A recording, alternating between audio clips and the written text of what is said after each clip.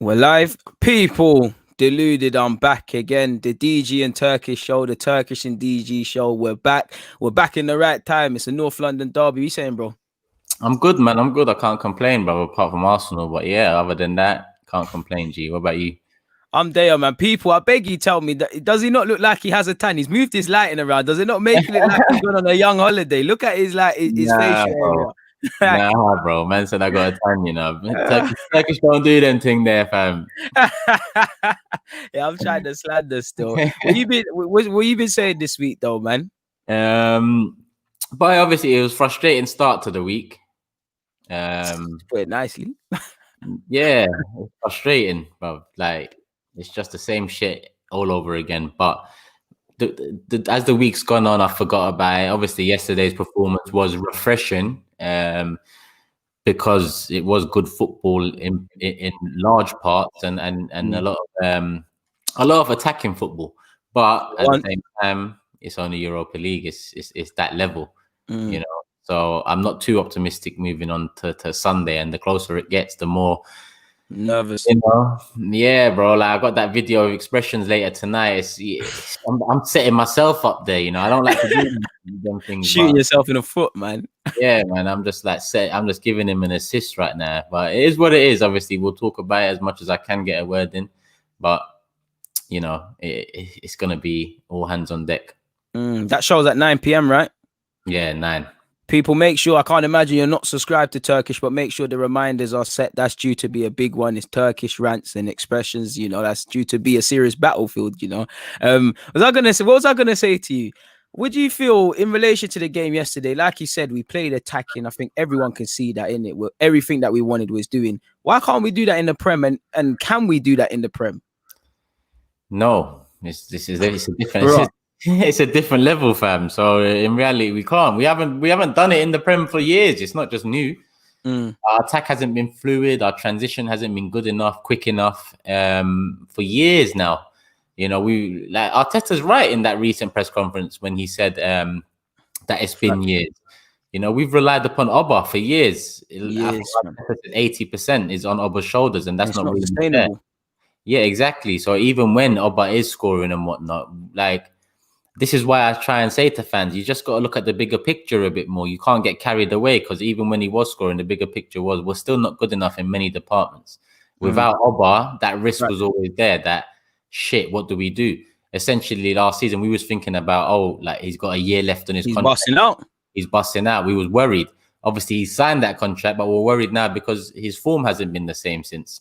But it's still not fair either way, and it's still something that had to be sorted out either way. You know, and it's not going to be sorted out with the same players, with that same midfield. Arte is a welcome addition, but it's not enough. Fam, like you said, it's not going to be sorted out, and that's the wickedest thing about Arsenal. They give you a little FA Cup, they give you a little party, they give fans a little bit to think maybe they're turning it around, and it's like what you famously say, and it's a cycle. You know, we're just going around. I say that, but I also say, you know, we like unfinished projects. We done it with the youngsters, we done it with Raul, we done it with Missling Tat. Time will tell with Edu, and it's like you said, it's the bigger picture. Again, you know, the Partey signing. Can we, as much as we, and you know me, I'll back Arteta, but I've been critical on him. I get on the players. We can't really say too much when the one constant variable is the person at the top, the person that the mentality is supposed to trickle down. It's like the Partey thing. Me and you know, if you're serious, you get Partey in early doors, you get a creative man of some stature in for Arteta. Instead, we haggle because clearly we don't want to pay the release clause, and then we get and fans get gassed. Is it almost pointless? Because we've seen different managers, different players, some same players, and one man at the top. What can change? I don't know what can change, man. I can't lie to you. Obviously, there's a lot of contracts coming to an end at the end of this season. I'm actually fed up of saying this summer is a big one. I've been saying that for so long. You and me both, bro. You know, that's something I'm really tired of. Like, we've missed out on many big summers, but when you look at the contracts coming to an end, especially one in particular, that's probably half of that budget in itself, you know, and not only that, but the rumors, the questions, all of that goes with it. It is a big transfer window. I just don't want to say it, you know. Yeah, but I can't disagree. Go on. What will change? That has to change. Proactive approach to the transfer window. If there's any opportunity early on to get someone in, even in January for the summer, I don't necessarily see big improvements made in January. If Szoboszlai's release clause is that, then obviously it makes sense. Go for it.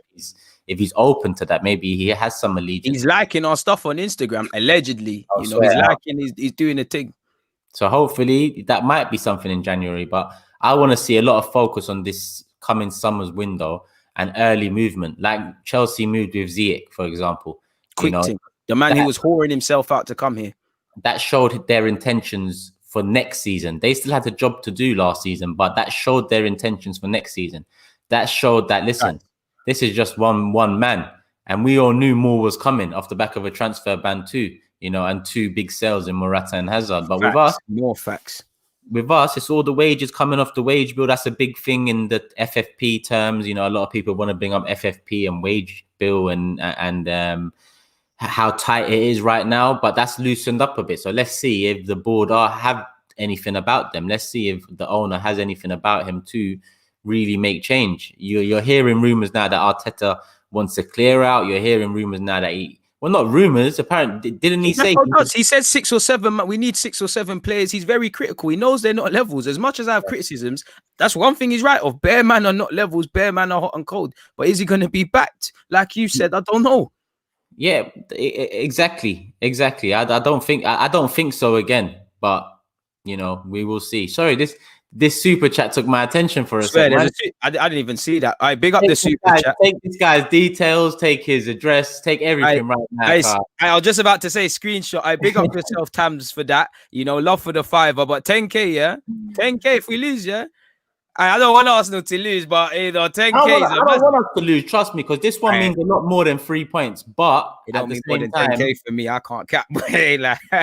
It's not unlikely. It's not unlikely. So to be that confident is a mad one. That's a 20K loss, just like that. That's a 20K. I want mine in cash as well. I don't want no installments like Arsenal. I want that up front, rude play. So make sure you've got that. Just make sure you've got that. You made a good point about the clear out. It clearly needs to happen. What you see, Arteta, he said 5-6 signings to do the formation he wants, isn't it? That's what he's been saying that sort of language about them and they're not being levels. He's onto them. He's not going to get 5 or 6. So that means 5 or 6 first 11 signings. Genuine players. That's not even, he's not talking about 5-6 25-man squad players. He's talking about 5-6 first 11. If he's talking about he needs 5-6 to do that's first 11 and rotation options for me. Genuine starting 11 quality. I see that as. Yeah, I'd even lean more, not even towards rotation, towards first. Because if that's the formation he wants, he's going to need to bring 5 in to do that formation. Then he's probably going to have to bring 3 more to rotate with. So in reality, when you look at the squad now, you look at potentially 10 players that are not good enough minimum at this club. Even that's being nice, bro. And that's being nice. That's just off the top of my head. If I've only got 7 man that I'd keep out of this 25-man squad. I've got man that in a while, but I used to do that still, try and count how many men I like, and it just less. No, bro, because when I deep it, fair enough. Forget Aubameyang's record, but Aubameyang is still a good striker. Leno's half-hearted. I don't really rate Leno too tough, but Leno's good enough. I like Tierney. I like Saka. I'll move with Gabriel. Partey is there. Gabriel Martinelli. I might be missing someone up, but that's it, fam. And 2 of them are young 19-year-olds. So let's call that 5. Like, really, because 2 should have their hands held. They shouldn't be genuine starters like that unless you're, on the Mbappe thing. So we're in the same situation we're always going to be. And for that, I see that as more sort of Willian signings and Cedric Suarez's and Marie's. Maybe you'll get an hour or a Szoboszlai. But I see that as more of these penny pinching players, man. Yeah, man, it's the same old shit, bruv, but the fan base get carried away with Willian and things Ceballos and things like this, bruv. Like, if the fans don't raise their standards, they're going to continue feeding us shit, You're asking, that's what they're doing. Bro, you're asking fans to raise their standards. They twerked for Ceballos after he did a little step over or something against Newcastle last year. Standards are on the floor. And I can't even blame the fans, That's down to the club. Like, I'm pretty sure people get onto me and you when we get annoyed about things and they say to us stuff like, I'm pretty sure you'll back it in, Arsenal are not league champions and things like that. We bloody well know that. But there's a certain way to do things. There's a level of consistency that me and you will call a team that we're not being shown. We're twerking for bait. Well, you lot are twerking for some basic stuff. Like, we hear a couple players say some mouthpieces and then everything's all good. And speaking of that, you've got a question, bro. Have you seen the recent comments with Bellerin? What did he say now? Well, he said stuff that you were basically saying really is that, Arteta's doing this thing. You can't really blame him. He more or less, the one difference is he just got at the players. He's more or less said it's all the players. We've got to do better. He's giving us everything and we're letting it down. And when I'm seeing Bellerin play like that, you're not backing your manager. But what do you feel of the comments? I could probably find them, It's always all talk, no action, man. How many times have we heard that? We've heard Bellerin comments similar under Arsene Wenger, similar under Unai Emery. And it's not only Bellerin that's made such comments. Other players have made comments too. Mustafi, Xhaka, Ramsey, I remember used to piss me off with some of the comments he used to make. He stopped talking about it, Just stop chatting, innit? Yeah, because you're right. It is your fault. You are right, but man knows that. Man knows that. A lot of people, okay, they don't put it to the players, but especially someone like Bellerin, a lot of people call him our right back, and just last year people were calling for him to be captain. In 2019, people were saying Bellerin should be captain. And I like Bellerin, but he's not levels, man. It's not levels. We wonder, what's wrong with this club. Mustafi getting the captaincy when, again, I'm not going to read too much into yesterday's performance, but this man is leaving the club. Curtis made a great point earlier. This man's leaving the club, rejecting contracts, and you're passing in the captaincy. It's like, what's going on? One thing I think Bellerin did say is he mentioned a lot of off the field, like changing things off the field. That's one thing I agree with. And that, again, tells me that it's more than, it's what you always say and what we know is that it's more than just playing staff and managers' tactics. It's the overriding ethos of this club to want to be winners. Yeah, 100%. And that's not only, we don't just need a winner's mentality from the owner, we need winner's mentality from the players too. It's just that, in a sense, I'm tired of blaming players, but after games, you can only look on players' mistakes. And I'll continue highlighting it, but I am tired of it. That's why I always end with ownership and Kroenke, because I can only talk about the players so much, and then people bang on that. People say, all you talk about is the board. Well, that's all I am going to talk about from here on out, I'm tired of it myself, but that's all I can do, because I can't keep on blaming the manager. I can't keep on blaming the players. At a certain point, I've got to look at, why is that manager there? Why is those players there? It's because this club has no ambition. Where does the ambition come from? Yeah, it facilitates, but from the owner. The owner has no ambition. That's it. It seeps down.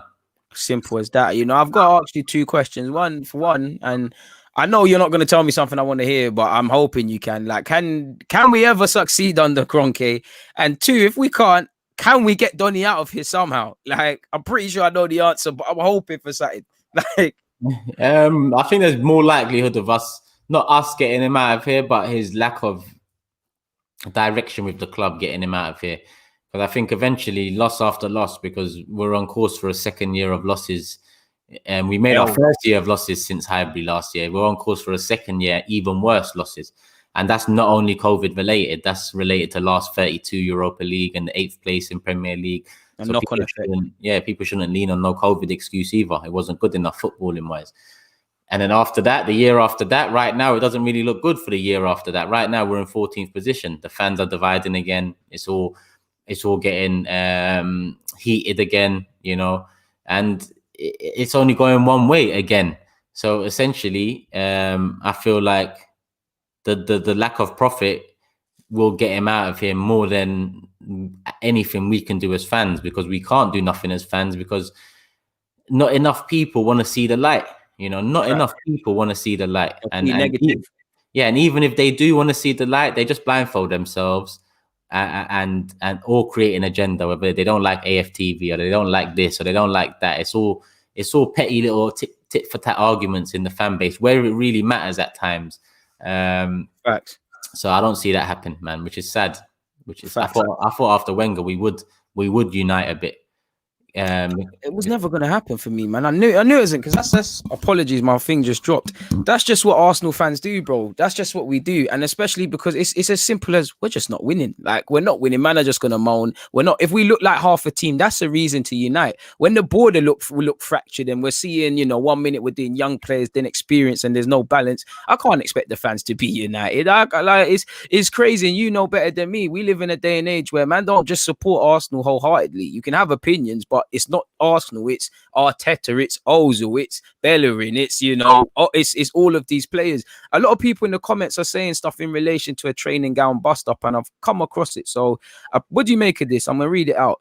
Apparently, sources have told ESPN that Arteta assembled the entire first team group on Tuesday in a bid to address a slump in form that has left them 14th in the Premier League. Arsenal players exchanged angry words with each other in a clear-the-air meeting after manager Mikel Arteta called them all together. It went on to say, Arteta sought to rally his players and invited a frank exchange of views, while also informing them he is continuing to investigate the source of the leaks that led to the training ground bust-up between Ceballos and Luiz becoming public. Once this first meeting was concluded, the coaching staff left, but the players stayed behind to hold an impromptu second discussion by themselves, which has been discussed by multiple sources as stormy and intense. Sources claim this second conversation involved an angry but constructive dialogue with finger pointing, raised voices, but ended amicably with a firm desire to rally behind Arteta. I won't go off and read the rest, but long story short, there's been a bust up, there's been clear the air talks, they've had it out really, and hope they move together. What do you make of all of that? They made it sound Hollywood, man. This team can't have a bust up, man. This team is you can't say that. This team is PG. This team is like, pre 9 p.m. TV, no swearing. All of that watershed. Yeah, the only people as you was talking, I was thinking that censored bashment and dancehall. Yeah, I was thinking, let me think about if I was in that room as a player, who would I like either listen to, or who do I think would have that sort of personality or experience to be able to talk with their chest? And I looked at Tierney, I looked at Partey, I looked at Aubameyang. I think Aubameyang would talk the things, Yeah, but aside from that, I struggle because if I was in that room as a player, if anyone else talked, who? I'd say Ceballos, just because, not that I believe in him, but he just seems like he's just got some madness. He just likes chatting. Yeah, but with him, that's where I'd draw the line. That's where I think it happened. When he speaks, that's when I'll be like, hey, you're not one to speak. I'll allow Oba to speak. I'll allow Tierney. I'll allow Partey. Maybe even Leno, because he oversees everything. He looks frustrated with the defense at times. But if Ceballos speaks, I'm going to be like, listen, 18 months you've been here, bro. You better be quiet. You ain't done shit.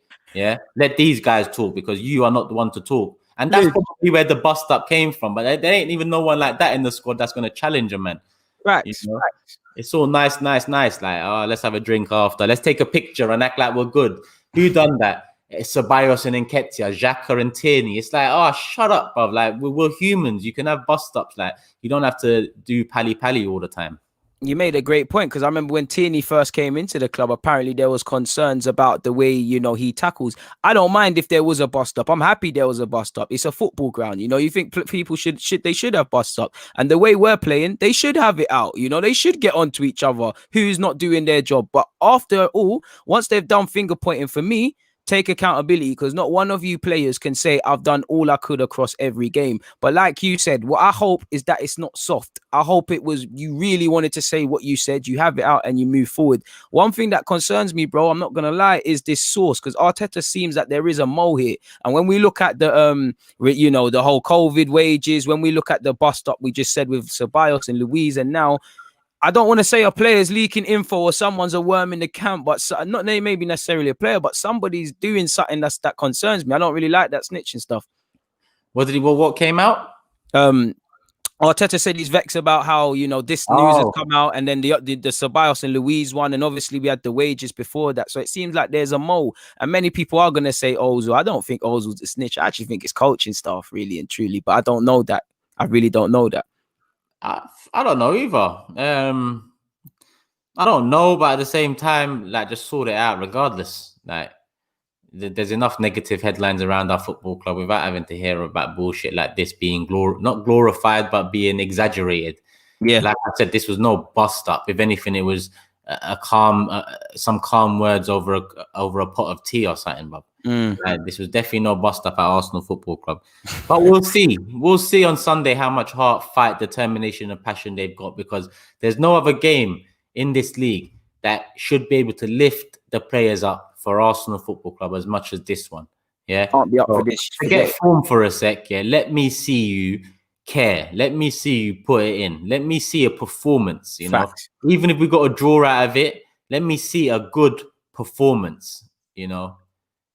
Facts. And like my man said, really and truly, because I do love that. That's what I want to see. That's what I want to see. Like Turkish said, heart and desire. And the manager Arteta has said, remember when we lost to was it Villa before the international break? And he said, "Oh, I wish we could play again because I want to see what the players are like. I want to see what their mentality in times of adversity, as we all know. You're gonna see bare fractured. You coach a football team, so you must see it. Some players are soft; they're blaming each other. Some man don't want to say anything. Some man have no clue. This is where you see what real character is. And maybe you blessed it. You all had fun on Thursday, but like Turkish is saying." Sunday's a different ball game. You're going against someone who does not like Arsenal and Jose Mourinho, against a team that hates us the most, and you've got to put in a performance. I don't want to say if you lose, this will happen and that will happen, because yourself, we've been down some long roads with this club, but I hate this. I keep hearing talk of stuff off the field, showing fight off the field, talking for your manager off the field. Bloody well, show it on it. That's all that matters. All I care about is end of the game. You've done that, bro. Yeah, that's all I care about, all I care about. I don't care about anything else but that, Like, well, I grew up on footballers just being footballers, not just do your job, innit? Yeah, not social media, not ambassadors, not PR man in their own right, man. Yeah, Greenpeace activists, not all of this stuff. Man said Greenpeace activist. That's so deep. Not all of this stuff. Like, do you get what I'm saying? But I'm like that more and more. Not even just at this club, but very much at this club. Everywhere, more and more people's attention, footballers' attention is diverted or is split. And it shouldn't be like that.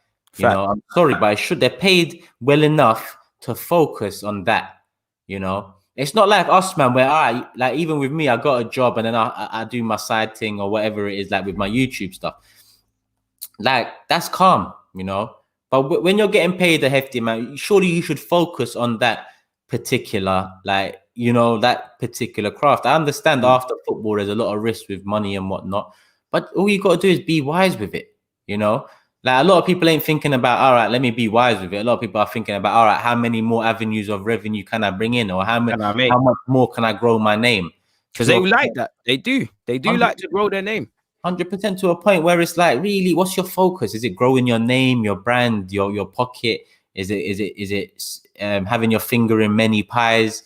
Like, they're trying to be businessmen or something other than footballers at the moment, And a lot of our players are like that. They are like that. They are like that. And for me, I'm like you. I agree. But first and foremost, I don't really, what it is for me? I don't really care. I don't care if you're vegan or you eat meat. I don't care if you do modeling. I don't care what you do with your piece. Provided I know for that hour or so you're in training, you're doing your thing. And on Saturday, Sunday, you can have a bad game. Man, a human. But I know 9 times out of 10, I'm seeing something to suggest, all right, cool, you're giving your all. The only reason not even me, but a lot of people make things about Bellerin's fashion sense and eating, as annoying as it might be to some, because he's not playing well. If Gabriel does that, no one is saying a word. That's how football is, fam. If he's performing well, he can eat all the carrots and everything he wants, fam. I don't care, bro. I don't care about all of that. I really don't. But when you're not playing well enough and you're on YouTube and you've got your own podcast and channel and stuff like that, and you're talking to Nabry and saying things like, yeah, he said it with his own mouth. I'm thinking about 10 years from now, and it's good and well. We all do.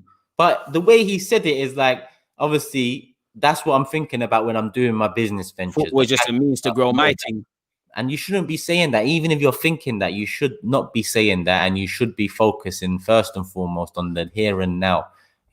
There is no 10 years later if you don't focus on here and now. So we all think about 10 years later, but focus on now. And eventually for Bellerin, for example, 2-3 years, I'll give it, he'll be at any club. His hunger's gone, bro. His hunger's downhill slide. And then this is a club that's got a lot of clout, regardless of what we've turned into. And we're riding off clout. That's the worst thing. That's how we got Partey. We're just riding off that clout. All of these players build their profile off of this club too, Sometimes it's not just money or wages, There's clout from this club that a lot of players would get. Maybe they'd get more money, but less clout, less exposure, less marketing. Arsenal bring that too, and these players know that it's part of the package. And I'm fed up of all of that trash, man. Their YouTube channel, for example, Arsenal's YouTube channel, I don't watch it, bro. I don't watch nothing. I can't lie. They suck me in sometimes. I can't cap. They suckered me in with Arteta and the drone business and all of that. I was really suckered in. Now, I don't even know what that is.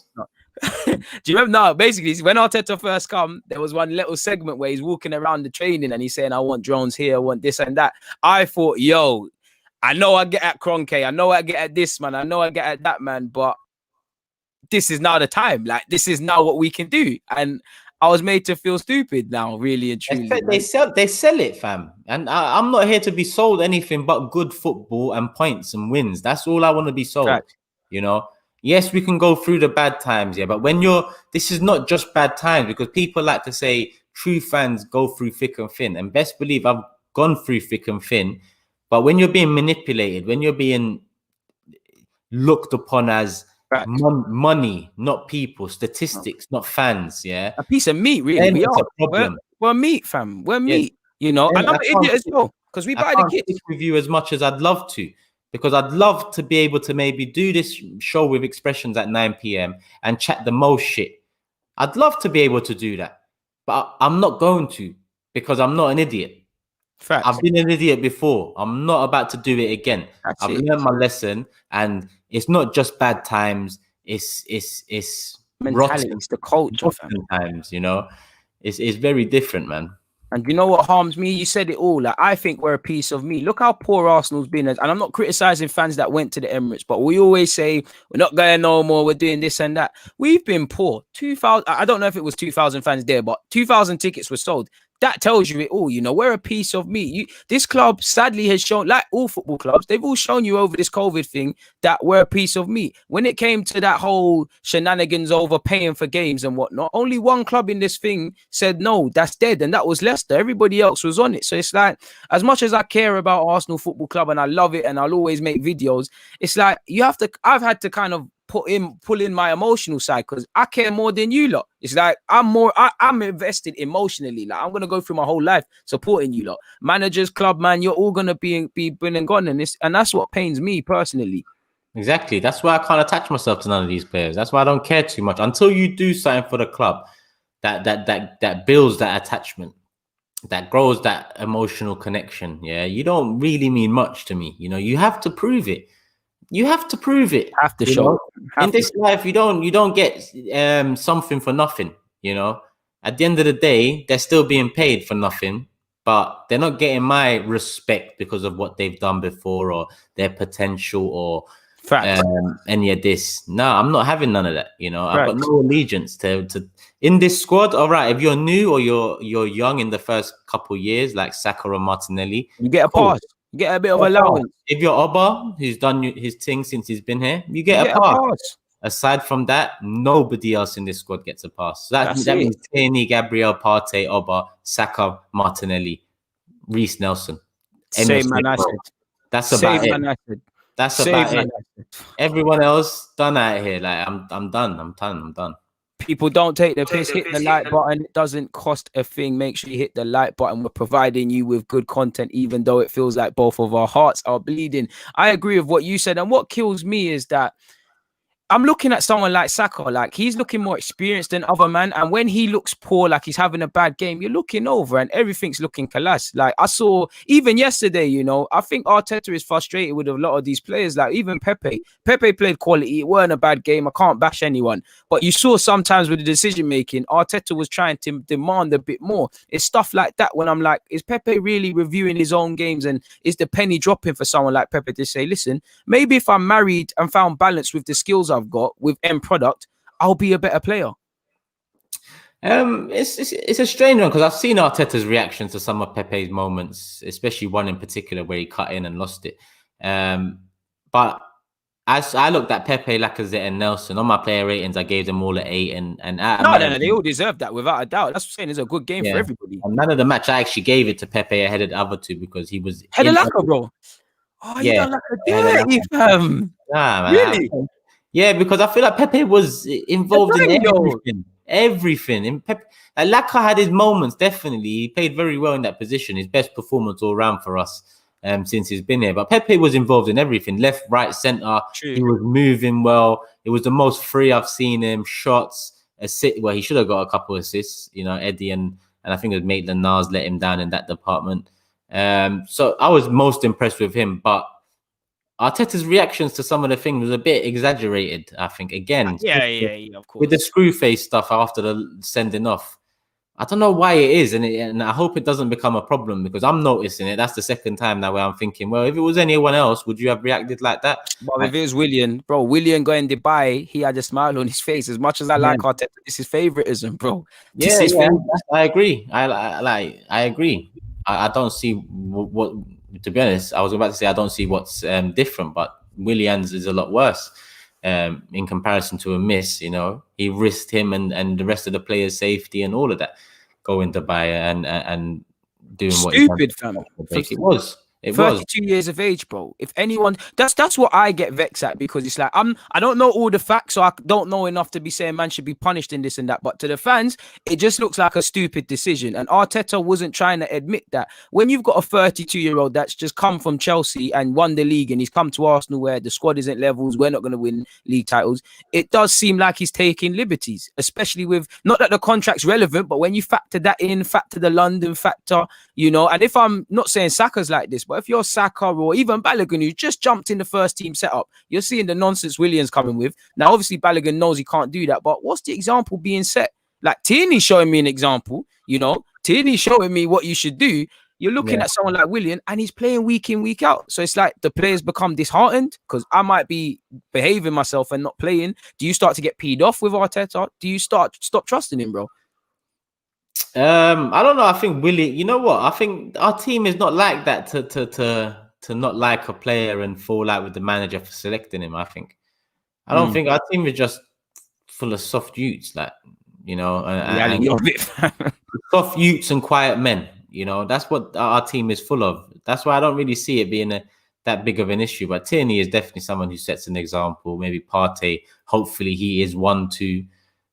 But you're right. It's rare in the side. You know, everything's rare in this side. Free kick specialist, corner specialist, penalty specialist. It's all rare. Well, actually, Obba's decent at penalties, but let me give him that. But everything else, free kick, corners, you know, we haven't got any of that. Family's true. Our corners, our short corners kill. Yeah, well, let's get big up yourself, Josh, for the positivity. Me and Turkish will keep excelling and trying to push the boundaries. What do you make of the captaincy business, bro? Bro, that got ruined a long time ago. Wenger started ruining that. But anyone who's leaving got that, innit? Yeah, man. Anyone who's leaving got that. Then just anyone got that. I think Walcott got it for his 100th. Whatever, was it 100th game or something? Like that. I know what you're alluding birthday to. Or something like that. It was like a birthday present. Imagine the captain birthday present. But yeah, that was ruined a long time ago. Emery came in, said 5 captains. In hindsight, I pretty much understand maybe why he was saying 5, because he couldn't pick one. He didn't want yeah. So everyone can be a leader, innit? It's a kindergarten. Yeah. He was trying to maybe grow one out of the bunch, and none grew. They all shrunk even. And then Arteta's come in, and Arteta, you know, he's kept it with Obba by default, because Obba was default after Xhaka. I think that's the one that the fans were most pleased with. It's the only player that was really performing at the time anyway.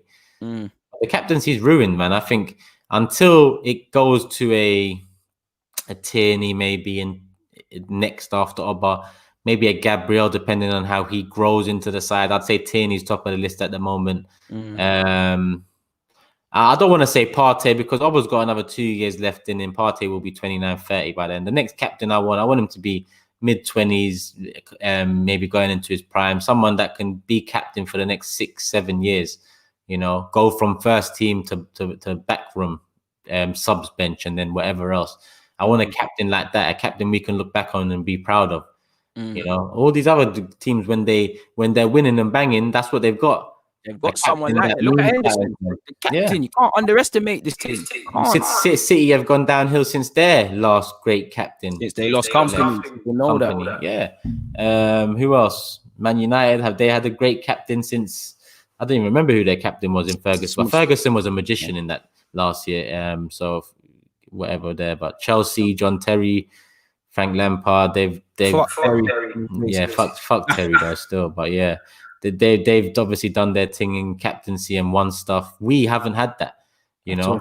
We haven't had that. So hopefully we build that. And that's it. It takes me back to our next question. We've got Nelson and Saka starting this weekend. I think it's a shout. I do think Arteta is going to go for Aubameyang back down the left and put Lacazette through the middle. I would play Saka and Nelson. If Nelson doesn't bang, 45 minutes. But, if Willian plays, it's because he'll do the defensive journey and his experience. I don't think Willian deserves to play. I don't want to be that guy about he's from Haylen, North London, Derby and all of that stuff. But he just deserves a chance. If Pepe was fit, I'd say Pepe. And you know yourself what Saka gives us, so that's a non-starter. Do you go with them on the flanks? What is your starting lineup, anyways? What's my starting lineup? I'd probably go with. So we're assuming Harry Kane's fit, right? So it's just going to be. You know it, bro. You know Kane's there. Kane. Jose Gassi, you know Kane's there. Front three wise, it's got to be Ober up top. I'd say Nelson, put him on the right. Not only has he done well in the Europa League, which doesn't mean much, he's also Arsenal through and through, and he also knows what this game means. As much as he's not that type of player, in terms of knowing what the game means and stamping your authority, he will try hard. He will be direct, So I'll play Nelson on the right, and I'll play Saka on the left. That's actually what I do. I'll play Saka on the left. It's very young. Maybe if you put Lacazette played well in that position, but I don't care if you put Willian there or Lacazette. The experienced players ain't doing nothing, man. Let the young G's try. Yeah, I'm more intrigued by them two either side of Oba than anything. Other than that, Partey in the middle, and other than that, Gabriel and Mari. On another day, I'd start them together, not against Tottenham. I think Mari is too slow, and after the injury, he probably would be exposed against Tottenham. So maybe go with. Who'd you go with next to Gabriel? Chambers? It's got to be Luis, fam. I don't know if he's fit. Yeah, but and then you know me, I'm not really convinced with any of them apart from Gabriel. I just think one thing I give Luis, the mentality is there. The mentality is a bit Kalam. He does Kalam stuff, but the mentality is there. I don't mind Chambers, but True says worming his way back in. I don't know his fitness levels. I know he's played for the 23s because I've watched him, but I don't know where he is. So I'm assuming you're going for a back four, right? Yeah, back four. Yeah, so I'd go with Luis. Maitland, if he doesn't get a look in midfield, he plays ahead of Bellerin, but we all know Willie and Bellerin are going to be in the lineup, potentially even Granit Xhaka. That's what I'm saying. People asking for the midfield three. Apart from Partey, I don't even give a toss. And someone else said Emil Smith-Rowe. And listen, that was actually the first name that came to my head in the attacking mid number 10 position. If it wasn't Tottenham, I might go with Saka, Emil Smith-Rowe and Nelson. Even against Tottenham, I wouldn't be against it, but the pressure's going to be on. And I don't want. Yeah, and I think it's a massive risk even doing Saka and Nelson either side, let alone adding Emil Smith-Rowe in there. But I wouldn't be against it. I'm more hopeful of Emil than Willian or Lacazette at this club. So hopefully he does do his thing at this club. I don't think he'll be tomorrow. Sunday though. Neither do I. And I think what you just said there, that just tells us what all fans want in the sense of, these young players, at least there's a hope that they'll get better. There's a bit of ambition in the same way we're hoping that we see the team just improve a tiny little bit week in, week out. We've spoken about midfield and there's two questions kind of, big up DG and Turkish. Should Maitland start? Well, Ainsley better yet start against Spurs. And Danny said, can you see Maitland getting a role as an 8 in the Prem? Off the back of, I assume, yesterday. What are you saying for that? Listen, two things I gotta say on that. The first one is, this is part of a problem in the fan base. A player can't have 1, 2, 3 good games and we think that's the solution.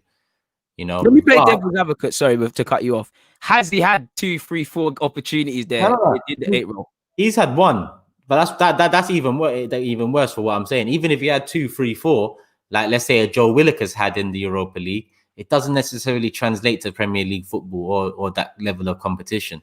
But on the other hand, if we look at our midfield and the quality in that midfield being non-existent, and like I said, next to Partey, I don't actually care who starts.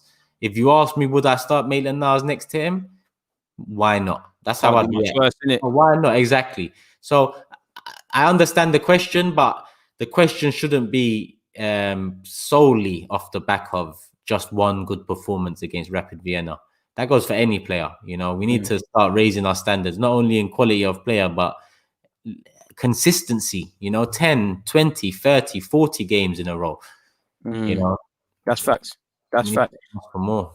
I feel the same way in what you do in that, you know, fans get very excited. For me, I'm more with the Lacazette 10 role, the sensationalism around that based off yesterday, because when he's not doing that on Sunday, you're going to draw him out. For me, I don't mind Maitland getting a role. I agree with you in that we need to stop getting gassed, but I haven't seen too many opportunities for him in that role. I think he had a bad game against Nottingham Forest a couple of years ago. He played well against United and he did well yesterday. For me, there's got to be a reason why you've had Lundberg, you've had Wenger, you've had Arteta and Emre, and he's not been given that persistent role. I'm not saying it to knock him, but there must be, four-man can't be wrong in it. It's the same way when Xhaka was playing. I'm not that I rate Xhaka in his degree. Four-man can be wrong, but all their managers were playing it. So by that, playing him. So he must be showing something. So has Maitland, is there something concerning about him? Because I don't think he's a midfielder where there'll be much to him, but he's got an engine. He can contribute going forward. You know, he knows what he can and can't do. And like you said, fundamentally, the people around him are dead. Like for me, my first choice pivot is Partey and El Nene. That's not because I'm getting at Partey or El Nene. It's because they're the best of a bad bunch, excluding Partey. The rest are quite dead. So I wouldn't mind Maitland getting a little running because, like Turkish said, he can't do much worse. Like, what's he going to do? At least we can say, all right, cool, he might learn from this game. He might do something. He might not. But for me, I'm looking at this game for character. And I hope with Saka, with Maitland, with potentially Nelson, them man there take this personally. Like they see this as a disrespect. What formation do you actually think we'll go with? Because I can't lie, you know, I'd actually go over back five in the same way I would have went with a 5 against Leeds and Wolves. To be honest, Arteta said like we switch during games anyway. Recently when we've started with the 4s, we've gone to a 5. Don't get it twisted, but we've just primarily more so been the 4. So to me, again, it doesn't actually. I don't, bro. The care left in me at the moment, is very little. They can raise that on Sunday, but at the moment, I can't tell you a 4 will work. I can't tell you a 3 will work. I can't even tell you if us playing 15 players against 11 would work. I don't know with this squad, bro. You know, so I'd go with a 4 because that's what you want to do, Arteta. But the fans would need to understand that if he's doing what he wants to do, he's already told us.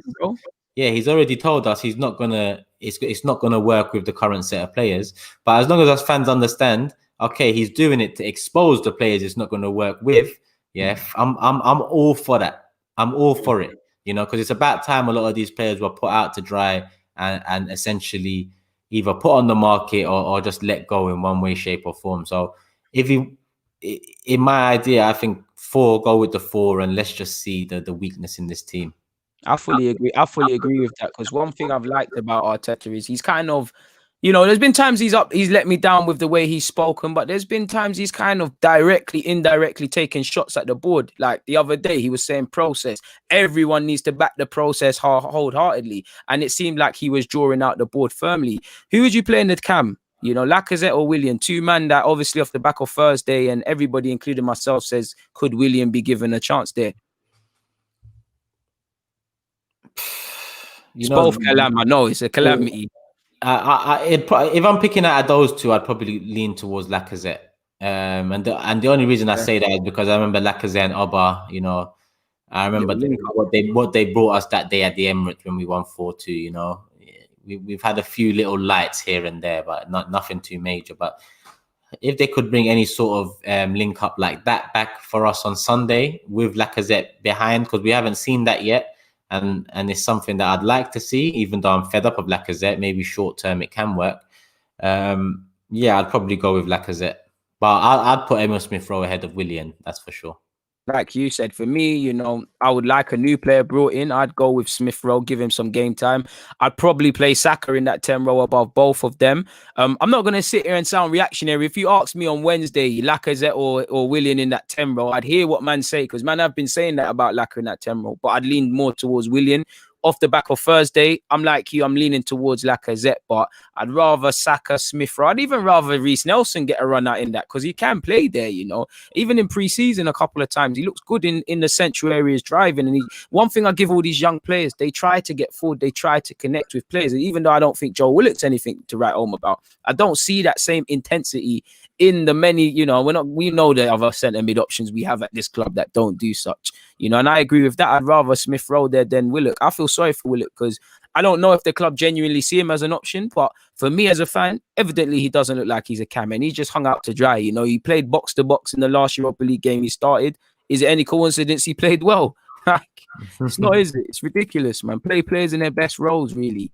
And things like that. Big up yourself, sir. Please make sure you're smashing the like buttons, people. What was I going to ask you? What are you saying for Pepe in general when he comes back into the fold now? Is there a way back? Like, because I don't think Arteta rates him in with his heart, but things can change very quickly. He's got to come back in the squad. Arteta. I like the way he brushed it straight under the carpet on the Wednesday before the Europa League game. He said he'll play. You know, he said he apologized and he done it well. You compare that to the reaction to Guendouzi and Brighton and not apologizing. You can see that obviously Pepe took it differently. So since then, he's had 2 Europa League games, and since then, them 2 Europa League games, he's been one of the standout players in either game. So I think as soon as the league starts again, we're not going to be on the best of form. You know, I don't like, even if we go and beat Tottenham and then beat Burnley, yeah, that's two wins, and then Pepe, you know, I'd still argue he needs to come in the side ahead of Willian anyway, because Willian, as much as he got an assist the other day, Pepe can offer a lot more. Maybe he hasn't yet, but he can offer a lot more. Obviously, it was silly of him to do that, what he done, but at the same time, it wasn't a headbutt. And 2 yellows is right. Yeah, it happened at the United game with Fred. 2 yellows in that situation is the correct decision. But obviously, we look at it off the back of the Pepe one and think he should have got a red. But in reality, we can't be doing that. Otherwise, we are part of ruining the game. We've got to look at that decision and be like, yes, that's what should have happened with Pepe. Not jump on his back, because that was no headbutt, you know. Exactly. He just moved forward. He went to face off with him, you know. And if Alioski just stood there and faced off with him, 2 yellows. But Alioski dived. In that situation, it's more a dive than a headbutt. It's a yatty thing. It's a sissy boy thing. He's acting. It's more a dive than a headbutt. So the referee should come back and be like, yellow, yellow. But because he's given a red, it promotes diving. It promotes players going down easy.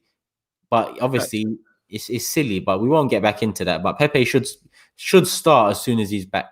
Hey, what, has he got 2 more games left? Ban. I swear it's just, because you got Spurs on the Sunday. No, in fact, I swear he's back for Burnley. I could be wrong. I'm sure he's back for Burnley. Wait, Aston Villa, he got sent off against So he's missed the Wolves game. He's missed there's a game before Wolves, isn't it?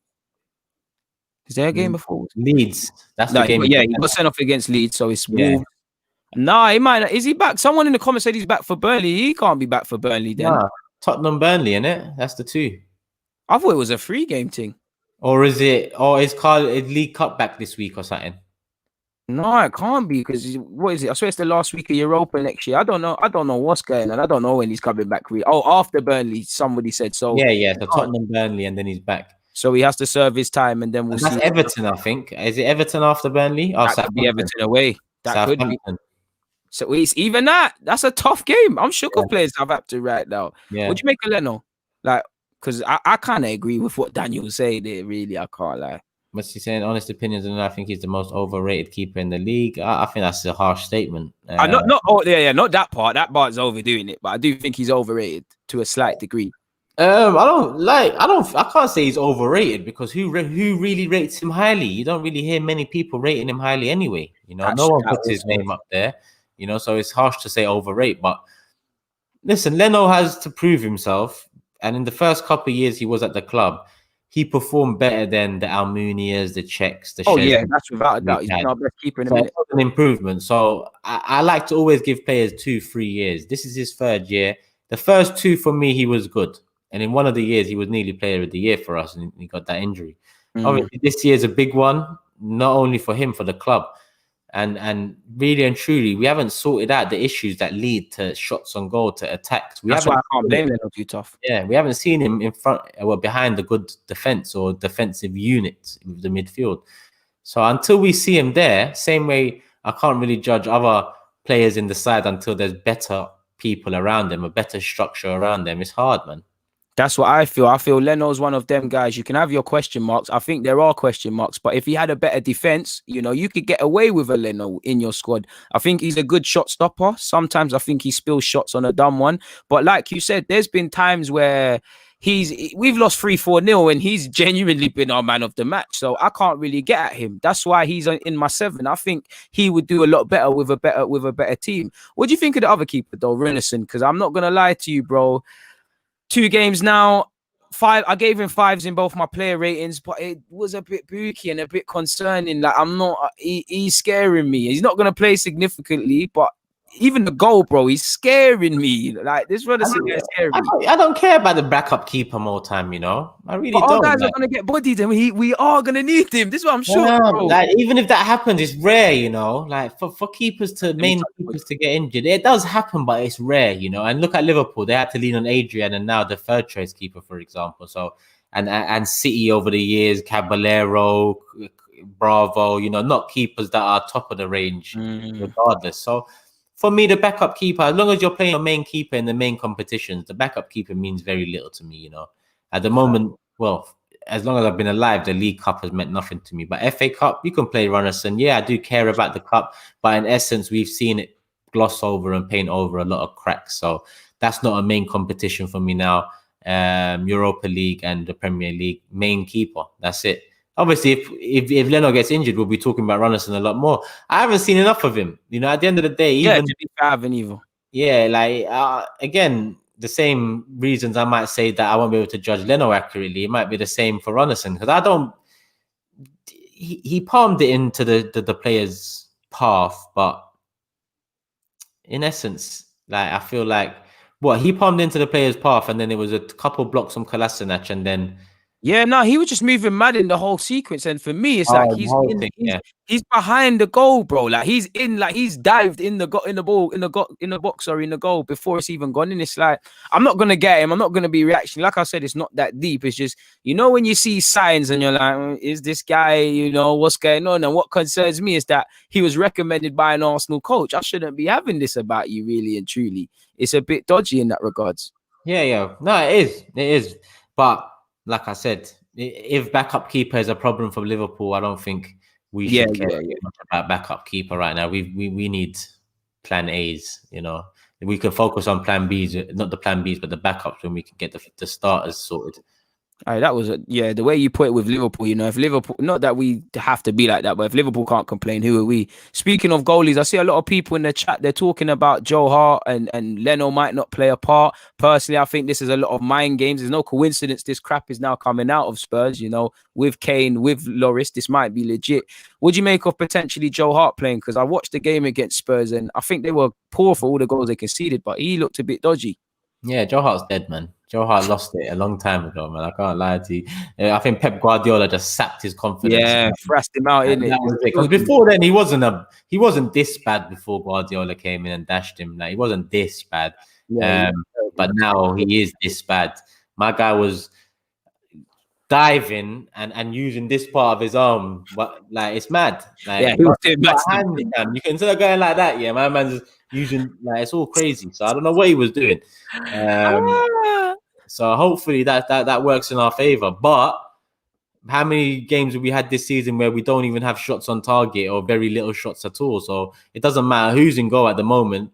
If we don't get shots off, we won't score. So and if we keep allowing shots on goal at ours, it's gonna be for us. Would you make of this? Apparently, Jack Wilshere's twerking for a move. Would you take back Jack Wilshere on the pay as you play? Like what a lot of people ask me. Would you take him back? If everything was rosy at the club, then I would. But everything's not rosy, and this is just another PR commercial convenience type of signing. Where I loved Wilshere. I really hope the best for him. I saw him as a potential future captain at the club, someone who spent over 10 years at the club, but it never materialized, and it's been a shame. But if he's not even getting calls from America and them places there, because he has said he is open to that, then I don't know what he'd be doing at Arsenal Football Club right now. Like you said. Do you think we're gonna do any business in January? Whether that's moving people on, bringing man in, whether it's in a loan period or anything. But I tend to think no all the time in January, especially recently when we're told we got no money and we can only loan players. But this one, I don't know why, but it's just feeling different. I think it might be feeling different because it seems like the board and all of that are fully behind Arteta, even now when he's under so much pressure. They should be, for me. So that must mean that when January comes, that if that pressure remains, which it will be, because we're 14th now, it's not going to get that much better. We're not going to be in top 4 come January. Then I expect them to act on those words of support and words of, backing for Arteta. All that bullish talk about wanting to do that things. might be me being stupid again and looking into little things too much. That might be me raising my optimism. But if Szoboszlai is his release clause 25 mil? Apparently it is. So it makes too much sense for us to activate that. It makes too much sense. Go sell Bellerin or Maitland-Niles or Xhaka or whoever else you can get 10, 15 mil for in this squad. Go sell one of them in January and go get Szoboszlai. That's easy business. Even if you sell 2 of them 10 mil each, that's 20. Put 5 on top. Someone do a GoFundMe or something. I'm sure we can raise that as an Arsenal fan base. A little chip in and do that. Put it in towards that.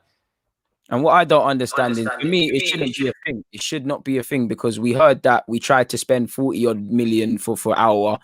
You must have 20 mil spared over or something. Just go and put the money. That's what frustrates me with Arsenal. When there is something that can obviously improve the team, just go out, confirm it, and it's all done. Like, we can't go toe to toe. If it becomes, not that it can become a bidding war because he's got a release clause, but if it becomes a bidding war in the sense of other men are trying to convince him, it's peak for us. And you never get the impression that there's real sort of urgency in this team, man. It's a bit of a joke.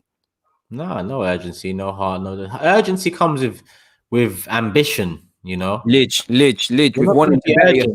Yeah, if you're not ambitious, you're not going to be urgent. That's why even in normal life, you get bums that just sit at home and do nothing, or you get people that utilize that hot time sitting at home doing nothing and doing something, or you get people out and about, sticking their head in business. It's different types of people in this world, and there's different type of footballers, but there's only one type I want, and that's the ones that want to go out and get it. Get the wins, get the trophies, sense of purpose, name. Get the status, the legendary, your name in the lights. I don't know what footballers care about that anymore, but I certainly do. And I miss some of the connections I had with the Arsenal players growing up. And that went through a transition as well. We sold players that I had a connection with, but we brought on more that made that connection with us. We don't have that no more. As much as Obba's done it scoring.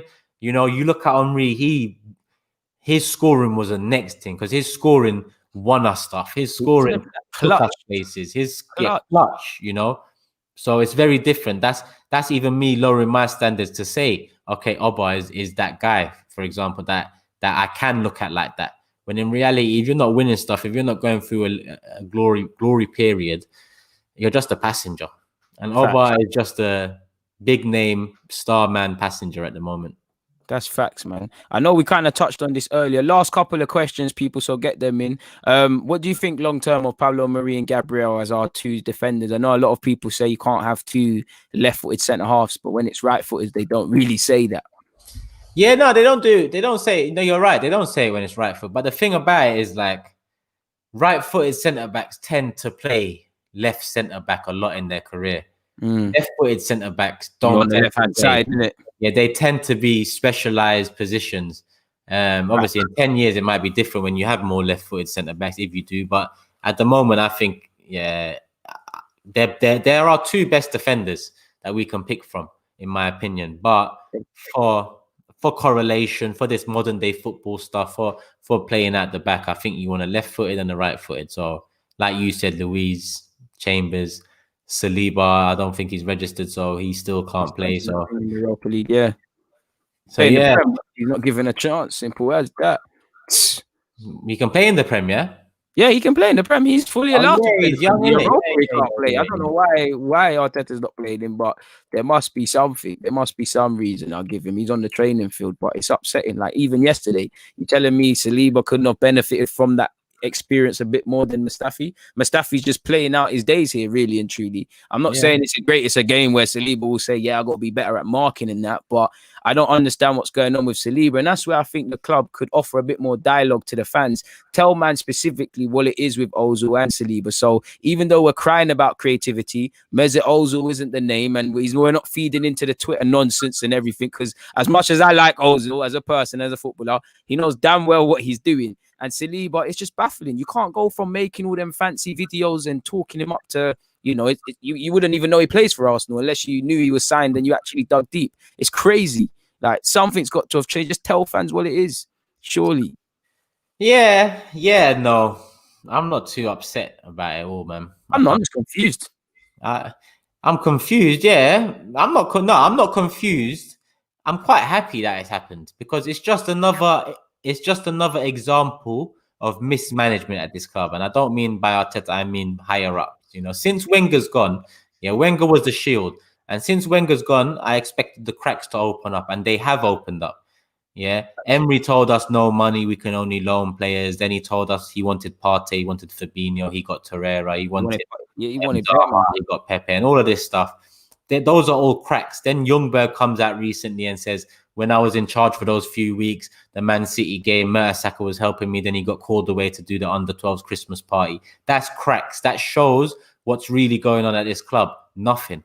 And then Arteta now, it's the same thing, more cracks, because Arteta said he's fed up with the Saliba situation last month. If the manager is fed up of it, he obviously went into the season not happy with how we left it, because he was fed up with it a month after the transfer window was done. That means that you wanted something different for Saliba. So I don't put it on Arteta again. But what we need to do as fans is understand that, number one, even if Saliba's in the squad and whatnot, he's 19, 20 years of age. His mum did just pass away this year. Even if he says he's ready, this is the Premier League. This is not League One. You throw in a young 19-year-old centre-back at Arsenal Football Club. The moment he makes a mistake or slips up, it's going to be the world. He's going to be memed. He's going to get abuse, all of that stuff. It's not for fun at Leicester, where Leicester are not as big as Arsenal Football Club. They might be better, cool, but they're not as big. Fofana can make a mistake. 2 mistakes. He'll get brushed under the carpet. His development terrorized. Yeah, Saliba is different. So regardless of all of that, I don't think Saliba this season was right at all. And defense hasn't been our problem this season. We haven't conceded as much as usually, and we haven't conceded as many as other teams. Attack and transition have been our problem. Midfield has been our problem for over a year now. Mistakes in sequence of play as well. Yeah. Facts, bro. Facts. Yeah. We've had some serious problems, and I agree full-heartedly. Love for the super chat, my guy. Hopefully you don't win the midfield battle against Arsenal. I assume you're a Spurs fan. Turkish, how long you got? Because I'm conscious of your time. I actually want to go through the Bellerin thing, so just let me know when you're trying to skirt. Yeah, if another 10 minutes is cool. If Partey's not playing, then they win that midfield battle before we start the game. And that's what scares me. It's like we're just relying on one man, bro. So how can anything change if we're just relying on one man? And the Saliba thing, for me, I do think Arteta has to soldier some of it, because and he probably did push for a loan spell. I don't mind that he's not playing, because I agree with what you said in that guys are going to kill him. Guys aren't going to see that he's a young man. But if he has, dealt with personal tragedy, if he has said, I want to go back to France, if we need him to play football, go and sort them things out early. You don't just wake up in the summer and say he's not levels. You clearly had scouting reports to see his level. You ran the rule over him for a week and you said he's not levels. Get him out. It don't look good when you've talking about a man who's next for Ran and Rolls Royce of a centre-half and centre-half for a decade. If on the last day of the season, you're just trying to throw him anywhere to the point where you're talking about championship sides. I don't even mind him playing in the championship because you can learn lessons there. But you can't talk about Germany, about France, about he's staying here now. It's just reactive. And you know better than me as well. That's one of our problems, is not actually talent. It's what we do with the players. It's like we just allow them to stagnate. And when you look at Saliba, when you look at Saka, you look at Nelson and Emil and the rest, I want to know what we're doing with them long term. I want to know what they're going to be tomorrow. And I want to see building blocks. And I just get that we're freestyling. Like, you look at someone like Joe Willock and Eddie. We need them for the squad as much as I think they need to be wrapped in cotton wool to a degree. But at the same time, are they going to develop here? Or is it best to go somewhere and get 20, 30 games, literally? And I guess it's down to them to push for that. But surely, it's crazy, man. Even when you look at how many teenagers are in and around the first 11 for us, Saka and Martinelli. You know, we can't really be having Saliba, 3 teenagers in and around the first 11. Like, what big club has that and goes places? You know, this ain't Dortmund, this ain't Ajax, this ain't those leagues there. This is the Premier League. If you want to go places, them players need something in front of them, something to be to be challenged by, someone to put their arm around their shoulder, someone to teach them new things. You know, they can't be at the forefront of everything. And for them not to be at the forefront of everything, we need to not put them at the forefront of our mind. You know, I don't rely on Saliba, Saka, Martinelli. I don't rely on them, man. I'm giving them years to develop, and then I'll start relying on them. Obviously, they do stand out now because we're shit, but we shouldn't be looking at them in any more pressurized light.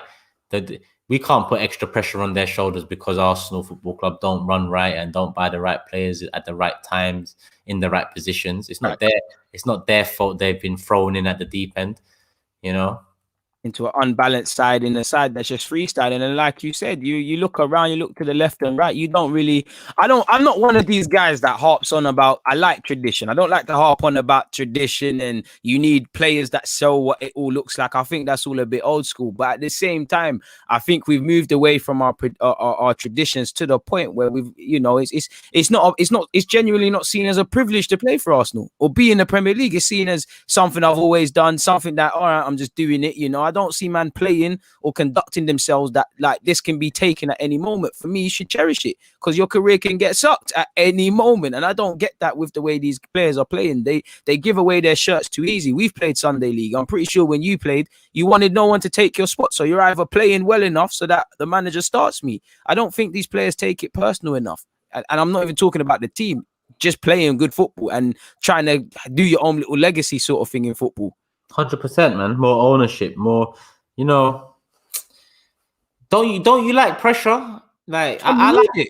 I like it. How do you excel in life without pressure, bro? Pressure don't get anywhere. Pressure, like what's that saying? Pressure makes diamonds, or something. Pressure makes diamonds. Pressure is like that. It's true. Pressure builds character. Like pressure pushes you. Pressure challenges you. You know, pressure gives you a target. You know, I want people like that in the squad. I want people like that above the squad. I want people like that owning the club. You know, people that thrive off the pressure. You know, people that look at Roma, for example, done his thing with Chelsea, built them up. Okay, City came along, cool. They still won a league in between. All right, Liverpool came along. All right, Liverpool, cool. Let's rebuild quickly and let's come back again. You know, Chelsea the same. That's because they thrive off that pressure. Roma thrives off that pressure, and it trickles down. So you know you have to fix up, or you're not going to be in a job. 100%. Hence why Lampard was spouting all of that confident stuff with his chest at the beginning of the season. I haven't come here. How can Frank Lampard come and say, I haven't come here to bring through youth players and create a new whatever? Yeah. He said basically we're not a farm. We're here to win. Chelsea, where they have a better platform for youth players, and he's saying that. Whereas we don't have that platform, but we're relying upon them. You know, and our youngsters are behind in terms of maturity. Crazy. It's just banter. Get your questions in, people. Please make sure you're hitting the like button. I think us fans have been more pressured than them boys in the office, bro. I'm gonna be real. Real pressure is knowing how you're paying your next bill. Is knowing how you're putting food in your belly or your kid's belly. You know, it's paying bills. That man, pressure's a privilege. So what if you're rubbed out on social media? I know it's not fun to be poked at and it lives forever, but I'd rather somebody, you know, Lionel Messi or whatever, nutmegging me like with Jerome Boateng than struggling over bills. Pressure's a privilege, you know. Pressure, they don't put enough pressure on themselves. I'm no idiot. I know these boys, they don't want to lose, you know, but they don't want to win either because they let teams come to the home pitch of the Emirates and walk away with it. It's never, oh, bloody hell, Arsenal made us work for those 3 points. We needed a bit of luck. There was a little penalty or something. We're defeating ourselves. And I don't like to harp on about how bad Arsenal are because it's getting to the point where you're discrediting, you know, Leeds' game plan, Wolves' game plan, Villa and Leicester the same. It's like we're just walking away with it and it's desire. You know, a lot of people say Arteta and the boys need more tools. I get that. Go and look at the top goal scorers in the Premier League in terms of clubs. Some of them teams above us don't have better men than us. These players, that should make them sick. If I'm all of these players, I would feel sick. I want to put that right. But if you're not going to pattern up, like we keep saying it, we know. So do they know? Only time will tell. It's crazy. It's crazy. The club know what they're doing, man. That's why That's why they get away with these little cheap Willy Ends and Louises, because they know the fans are starving. So if you throw, you know, a bit of food their way, whatever the quality of food, Oh, this is amazing. you're gonna yam it. You're gonna eat that and smile. You know, whatever the taste, and it's always a sour taste in our mouths after they throw us food. Sour taste. What are we saying? Ali saying? What's the talk gonna be if we draw? I would take a draw. There's no talk from me. We live to fight another day. The way we're playing, man, just to save an embarrassment, I'll take a draw, 100%. And by an embarrassment, I mean even losing 1-0, 2-1. Their position in the league is not just a scoreline. If they extend it by 3 more points, not only the tally between us, but the hope and all of that it builds for them in this inconsistent season. I'll only dread to think what it can do. So I'll take a draw with both hands and take it home. Both hands, live to fight another day. I'd say begin our season again against Burnley, realistically, the week after, people. Because for me, I think, listen, I think I speak for most logical Arsenal fans when I say I don't think we are deserved to be in the Champions League and whatnot. But I wanted to see a bit more fight. I definitely didn't want to be here in December talking about we're not in the top 4 race. I'm trying to think about, you know, we get a point of Spurs, we come into the new year looking well, and the players have got to stop feeling sorry for themselves, because you've got Spurs now, you've got Everton away, you got Southampton. You know, Boxing Day's the fixture for me. You've got Frank Lampard's team, Chelsea. You know, last time we played them in the FA Cup, I'm sure they want revenge. Significantly better now. It's gonna get long for us if we carry on like this. Very long. It is long. It's already long. Yeah, you're right. It's fucking been long, mate. It's crazy. And like he said, most of our boys don't have... I feel harsh saying this because I don't know them. I do think they have personal pride. But as a fan, what I'm seeing on the football field, you don't. I can only say you don't. I can't get them as men, but as footballers, they don't. Bring up Bellerin's pictures again from the other day and then see if he's got personal pride. Let's leave that one out of it for a bit, because there's a few players I can talk about personal pride and that, you know. Oh my God, Bellerin! Do you know what? Bellerin makes himself a target. I'm not as harsh on Bellerin as Turkish, even though we share the same opinions. But this guy kills me with some of it. If you lot saw the pictures this guy had in Curtis's live stream, killing me. Like, he's looking. If I said the words, they'll try to cancel me. But yeah. You're looking bad different. Chris has said, "What do you think about the report?" We've already spoken about this, Chris. In short, me and Turkish said we're angry at the fact that it's come out because there's a snitch, but we're kind of happy that it's happened. It shows some fight, but realistically, these players are soft. Is it really a disagreement, or are these things inflated? And it was just somebody raised their voice, and then that was the rest of it. Who knows? Yeah, exactly that. It's crazy. Let me see what this question is. Deluded, I got a question. Don't you think we should put our best forward to try and get Alaba since 100%. He may be in the market? 100%. If there's any chance we could, don't you think we should put our best? Does that mean swapping Aubameyang for Alaba? Does that mean just going for Alaba, my guy? I'm not sure. Yeah, I think I don't know what he means, but Alaba, I'll take him all day, every day. Same. But even that, if Alaba comes, will we talk about the hunger? Because he's won everything. He's spoken about wanting to play Prem one day. There's the London aspect and whatnot. Would we say the same things? I don't think it would be a case. I think Alaba would be more like Thiago Silva in that, you know, I'm young. I mean, I'm old. I ain't got time to waste. I'm moving serious. But from Alaba, I ain't trying to come here, man. I'm trying to go Real Madrid, or if I'm coming Prem, the cities and them things there. I'm not coming. He's looking at Thiago like, yo, man won the Champions League and then went off to Liverpool to do his thing in the league there. Let me go to a club like that. But if there's any hope in the world we could get someone like that, then yeah. Look good in the back three, you know, arguably. Yeah, he is a left-footed centre-back. Lyric just highlighted that there. He is, which is, you know, what do you do then? I think someone of that quality, if there's any potential to bring him in, you bring him in and play 2 left-footed centre-backs. I don't give a shit about that. Too much. Facts. Like, that's it. Sometimes you just can't reject that. And also, I'm not saying Alaba would be first choice, but then, you know, you've got Tierney, you've got Alaba. It gives you options. You know, you could play Alaba as a centre half, Tierney back in his actual role, or vice versa.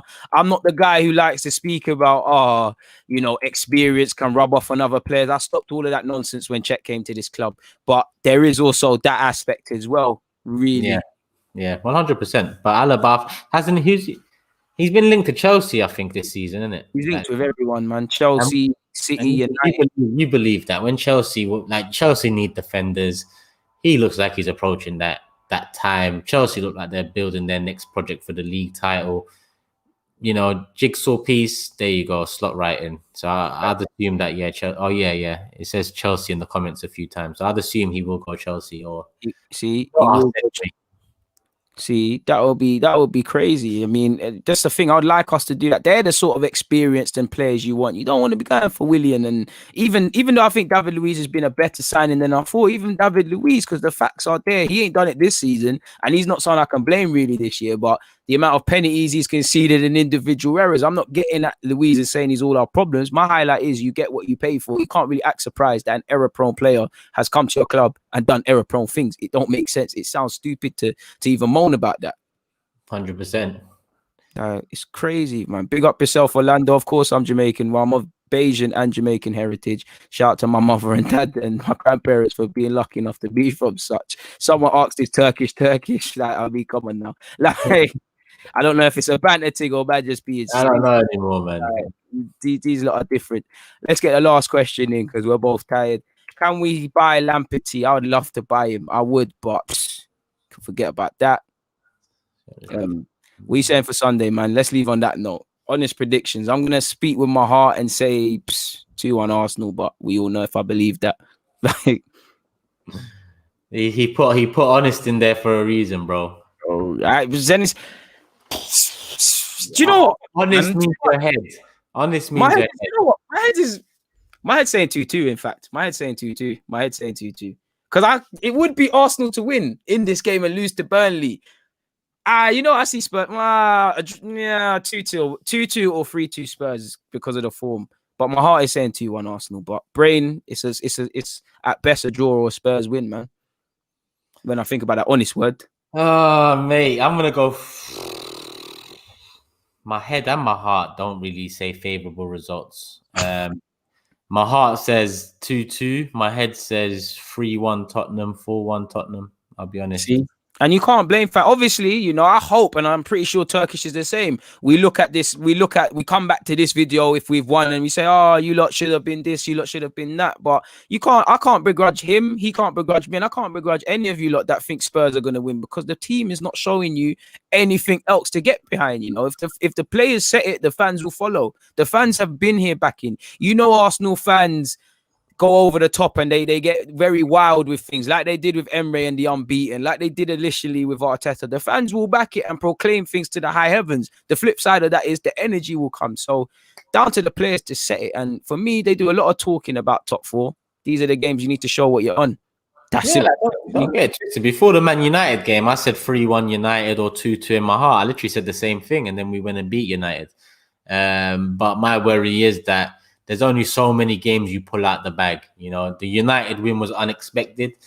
I know the unexpected can happen again, and form goes out the window. But Mourinho doesn't. Mourinho, his history with us, he's at Tottenham now. Obviously, the history goes without saying. We're lined up for them to take us out. I just hope Arteta can do something and the players stand up to the fight.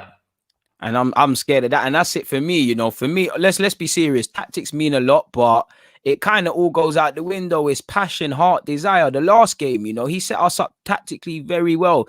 Lacazette scored the banger. The players threw it away in the last 25 minutes. Kieran Tierney is man marking Toby Alderweireld. Or in fact, Toby Alderweireld is getting the run on Kieran Tierney. Why is that happening? Why are players not clocking that in real time and saying, yo, let me follow him? Because that's one thing that annoys me. Our players are not street smart. You can't teach street smartness. It comes from experience. And half of these players have been around the block. Nobody says, oh, there's a midfield runner. I'm a midfielder. Let me follow him.